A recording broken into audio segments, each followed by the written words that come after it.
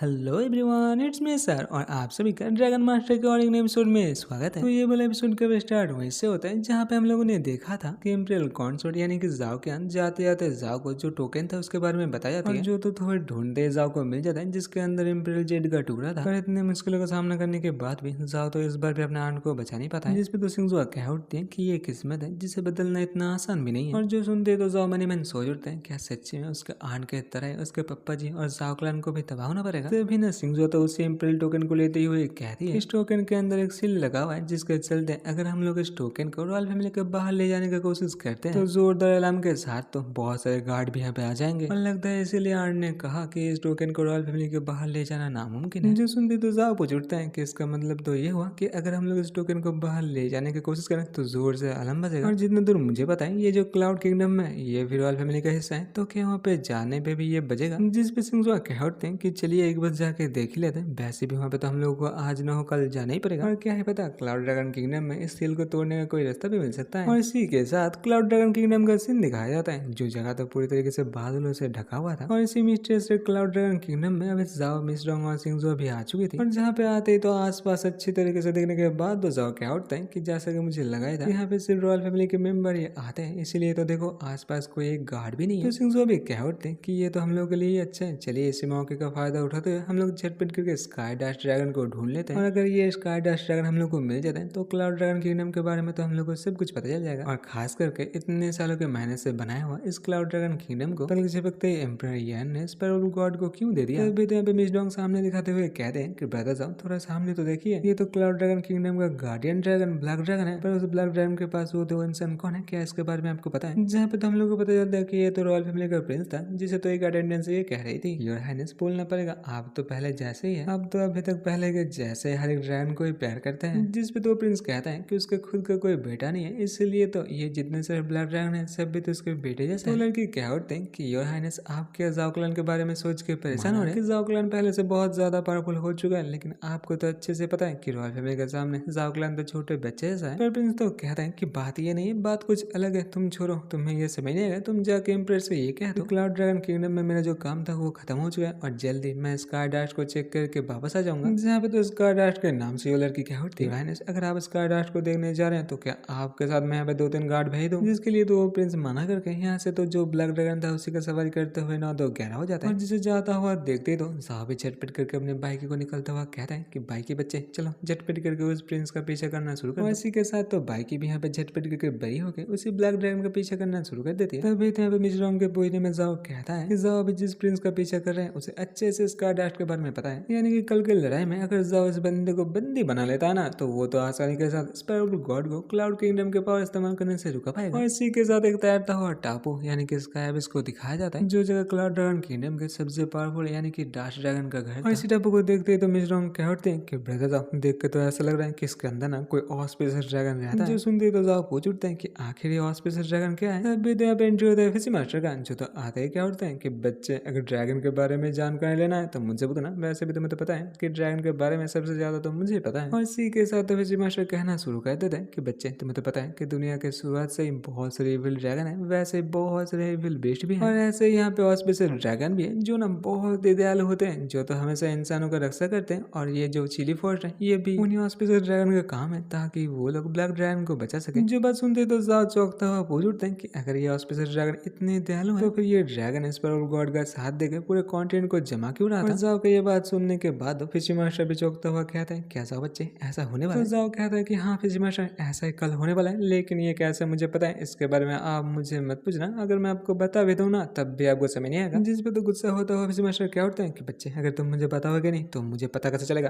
वैसे भी तुम मुझे बता तो देखो मुझे ये आसानी से समझ आ जाएगा। जहाँ पे तो जाओ बच्चा मनी मनी ये सोच रहा था कि बाकी सारे प्रोटैगनिस्ट को तो देखो पावरफुल बनने के लिए सब कोई ना कोई एक बहुत पावरफुल मास्टर मिल जाता है, मेरी किस्मत को तो देखो मेरे किस्मत में ये फिशी मास्टर कहाँ से आ गया। तब यहाँ पे सिंजुआ कह उठते हैं कि फिशी मास्टर आपको तो इसके बारे में हम लोगों ने पहले ही बता दिया था, मुझे लगता है कि आप भूल चुके हैं। भी अभी आप मुझे ये तो बताइए क्या इन ऑस्पिशियस ड्रैगन को किसी चीज की मदद से काबू किया जा सकता है। फिशी मास्टर कह उठते हैं कि ये होना नामुमकिन नहीं है क्योंकि वर्चुअल कल्टिवेशन नाम का एक टेक्निक है। वैसे भी ये तो सबको ही पता है कि एक ऑस्पिशियस ड्रैगन तो अपने से कमजोर हर किसी को ही बचाते फिरता है, खास करके ये ऑस्पिशियस बीस्ट किसी एक कॉन्टिनेंट के साथ जुड़े रहते हैं। और ये ड्रैगन इतने पवित्र होते हैं कि किसी खाने के अंदर अगर स्प्रिट भी आ जाता है तो वो तो उस खाने को भी नहीं खाता है। इसीलिए जब इन्हें समझ नहीं आता है कि कौन सा काम अच्छा है कौन सा काम बुरा है, तब वे किसी एक बंदे को ही फॉलो करते हैं जो बिना दिल का अच्छा हो, जिसे फॉलो करने के बाद ये सब बुरे काम करने से बच जाए। और फिजी मास्टर से ये सब कुछ जानकारी पाने के बाद जाओ बच्चा तो सीधा जम लगाते हुए उसी प्रिंस के सामने आ खड़ा हो जाता है। और जाओ को देखते ही तो प्रिंस कह उठता है कि तुम कौन हो और आखिर तुम यहाँ पे आए कैसे। जिसपे तो जाओ कहता है कि उसका नाम जाओ मिंगलिंग है, जो कि उन्हीं के दुश्मन क्लान जाओ क्लान से है। पर ये प्रिंस अगर इन ब्लैक ड्रैगन यानी कि असुर ड्रैगन के बारे में थोड़ा सा भी परवाह करते हैं तो पहले जाओ का बात सुन ले, उसके बाद जो मर्जी वो करना चाहते हैं। इसी के साथ तो जाओ प्रिंस साहब से उसे डार्क ड्रैगन के कल्टीवेशन का तरीका पूछ लेता है, लेकिन प्रिंस तो सीधा कह देता है कि बच्चे ये जान के तुम क्या ही करोगे, वैसे भी तुम्हारा किस्मत अच्छा है कि मैंने तुम्हें अभी तक खत्म नहीं किया। जो सुनते तो जाओ चिल्लाते हुए कह उठते हैं कि तुम क्या कहना चाहते हो कि इससे मेरा कोई मतलब नहीं है। तुम्हें अच्छे से पता होगा कि ये डार्क ड्रैगन एक ऑस्पिशियस ड्रैगन है जो कि हमेशा इंसानों के भलाई चाहते हैं, जो बहुत ही अच्छे होते हैं। तुम लोग इतने अच्छे ड्रैगन को स्पैरो गॉड के सामने झुकने बोल रहे हो, अगर ऐसा हो भी गया ना तो ये ड्रैगन तो अंदर से टूट के बिखर जाएगा। और जाओ का ये बात सुनने के बाद प्रिंस भी थोड़ी देर सोच में पड़ जाता है, क्योंकि ऐसा तो पहले भी हो चुका है, ये ड्रैगन तो पहले भी बहुत बार इस किंगडम को बचा चुका है। तभी तो यहाँ पे उसी डार्क ड्रैगन को दिखाया जाता है जो तो अभी जाओ के बाइकी के साथ मजे में बातचीत कर रहा था। और इसी चीज को दिखाता हुआ जाओ क्या उठते हैं कि टियानजू इंडियन गॉड के अंदर में स्पैरो गॉड ना सबसे बुरा है, जो ना पावरफुल बनने के लिए कुछ भी कर सकता है और लाइफ फोर्स को एब्जॉर्ब करना तो उसका खासियत है। अगर ऐसे गॉड के सामने इस ड्रैगन को झुकना पड़े तो इस ड्रैगन के साथ साथ पूरा किंगडम ही तबाह हो जाएगा। और स्पैरो गॉड के बारे में ये सब को सुनने के बाद अपने सब कह उठते हैं कि आखिरकार तुम्हें इसके बारे में कैसे पता है। ऊपर से एक डिवाइन गॉड के बारे में ये सब कुछ बोलने का हिम्मत जाओ क्लैन में कहाँ से आता है। पर जाओ तो कह उठते हैं कि मेरे बारे में छोड़िए, आप अपने बारे में बताएं, क्या आप स्पैरो गॉड के बारे में इतना सब कुछ जानने के बावजूद भी उसका साथ देने वाले। मैं तो इतना कह ही सकता हूँ कि जब आपका काम खत्म हो जाएगा ना तो वो तो आपको भी नहीं छोड़ेगा। और रही बात एम्परर यन का, वो तो अपने जिंदगी बचाने के लिए अपने सैनिकों को कुर्बानी देने के लिए भी तैयार है। लेकिन वो प्रिंस तो यहाँ से जाता हुआ कह रहा है कि जब तक मैं अपने आंखों से ये सब कुछ ना देखता हूँ तब तक मुझे यकीन नहीं होगा। जाओ भी कहता है कि ठीक है, आज जा रहे हो चले जाओ, कल जो तबाही होने वाला है उसे अपने आंखों से देखना और उसके बाद हो सके तो मेरी मदद करने के लिए चले भी आना। और इसी के साथ तो जाओ भी अपने बाइक से कहता है कि चलो बाइक हम लोग का काम हो चुका है, यहाँ से हम लोग भी 9-2-11 हो जाते हैं। तभी तो सिंह पूछ उठते हैं कि हम लोग तो बहुत पहले रॉयल फैमिली से बाहर आ चुके हैं, लेकिन अभी तक ये इलम बच क्यों नहीं रहा है। जिसपे तो जाओ को लगता है कि ये सब कुछ चिली फोर्स की वजह से हो रहा है, जिसके अंदर कल्टिवेटर का पावर इस्तेमाल करना नामुमकिन है। इसी चीज के चलते शायद टोकन के अंदर जो सेल है वो भी कमजोर हो चुका है। और जिस चीज को अच्छे से देखने के लिए तो जाओ भी झटपट करके उसी टोकन को बाहर निकालता हुआ बाइक से कहता है कि प्यारे बाइकी, थोड़ा सा इस टोकन के ऊपर ड्रैगन ब्रेथ का इस्तेमाल तो करो। जहाँ पे तो ड्रैगन ब्रेथ का इस्तेमाल करते ही इस टोकन के ऊपर से जो चिली फोर्स का असर था वो आहिस्ते आहिस्ते करके गायब हो जाता है। और इसी चिली फोर्स बड़ा के साथ साथ ही टोकन के ऊपर जो सील था वो भी तो गायब हो जाता है। और जो देखता हुआ तो तीनों के तीनों कुछ ज्यादा खुश हो जाता है, क्योंकि इस टोकन के अंदर ही तो स्पैरो गॉड जो चाह रहा था, यानी कि जेड का टुकड़ा है। तभी तो पीछे से मिस रॉन्ग कह उठती कि भैया अभी हम लोग क्या करें। स्पैरो गॉड के साथ लड़ने के लिए डार्क फोर्स का इस्तेमाल करके कुछ सैनिक को ले आए, जिसपे तो जाओ थोड़ी देर सोचने के बाद कह रहा है कि थोड़े सैनिक से क्या होगा, इसके साथ निपटने के लिए तो हम लोग को कुछ अलग सोचना पड़ेगा। जहाँ पे तो मिस रॉन्ग के पूछने के बाद जाओ कह रहा है कि स्वान बच्चा है ना, उसे तो स्पैरो गॉड के बारे में अच्छे से पता है, खास करके उसके डिवाइन पावर के बारे में। जिसपे तो जाओ का साथ देते हुए सिंगजो भी कहते हैं कि अभी तो स्वान के पास जाना ही सबसे अच्छा होगा। और इसके साथ साथ ही तो स्वान के पास यानी कि लिंचन में जाने के लिए तो अभी सामने एक पोर्टल भी खुला हुआ था, और उसी सामने वाले डार्क फोर्स का इस्तेमाल करता हुआ जाओ तो लिंचन जाने के लिए तैयार भी हो जाता है। और इसी के साथ लिंचन यानी कि एंसेस्ट्रल ड्रैगन लैंड का जो प्रेजेंट था उसी का सीन दिखाया जाता है, जहाँ पे तो बेचारा स्वान अभी तक कैद था। और जाओ को देखते ही तो वो पूछ उठता है कितने रात गए तुम लोग यहाँ पे क्या कर रहे हो, वैसे भी अभी मुझसे और क्या ही जानकारी लेना है। तो जाओ कहता है कि अरे इतने भड़क क्यों रहे हो, वैसे भी अभी तो तुम्हें ये पता भी चल चुका है कि तुम्हारा रियल दुश्मन कौन है। इतनी देर तक उससे बदला लेने के लिए तुम कुछ ना कुछ तो सोच चुके हो ना। और उसके ऊपर से अगर तुम इस कहानी का विलन नहीं बनना चाहते हो तो झटपट करके टियानलॉन भगवान के एब्जॉर्बिंग टेक्निक के बारे में जो कुछ जानते हो झटपट करके बताना शुरू कर दो। जिसके लिए तो सोने की बार में मान जाता है, और वो कहता है कि जब मैं पहले इस एब्जॉर्बिंग टेक्निक के बारे में तहकीकात कर रहा था तब ना मेरा मुलाकात एक विल कल्टिवेटर के साथ हुआ था, जिसके शरीर में लीच जैसा कुछ चीज था, और जिसे देखकर तो ऐसा लग रहा था कि मानो उसके शरीर में खून ही नहीं है, मानो उसके बॉडी के अंदर तो खून की जगह सैंड भरा हुआ है। और इस टेक्निक का इस्तेमाल करके जब वो किसी के खून को एब्जॉर्ब कर रहा था तब ना उसके खून का एक हिस्सा भी सैंड में तब्दील हो रहा था। और इसी चीज से बचने के लिए तो उसे अपने ही डिसेंडेंट के खून को एब्जॉर्ब करना पड़ता है। पर वो विल कल्टिवेटर अपने बेटी को एब्जॉर्ब करना नहीं चाहता था, इसीलिए उसने अपने बेटी को मेरे हवाले कर दिया था। और इसी के साथ स्वान तक छोटू से खून के बोतल को निकलता हुआ कहता है उसी कल्टिवेटर ने मुझे ये दिया था, जिसे देने के बाद उसने कहा था कि ये खून नहीं, ये ब्लड पॉइजन है। अगर कोई एब्जॉर्बिंग टेक्निक का इस्तेमाल करके इस खून के बूंद को अपने शरीर में एब्जॉर्ब कर लेता है तो उसका ब्लड लाइन तो बहुत ही जल्दी नष्ट हो जाएगा। और इसी चीज को तो अभी स्वान बच्चा जाओ को दे देता है। और इसी चीज को लेता हुआ तो जाओ कहता है कि तुम्हारा बहुत शुक्रिया, तुम्हारे वजह से स्पैरो गॉड के साथ लड़ना बहुत आसान हो जाएगा। स्वान तो कहता है कि वो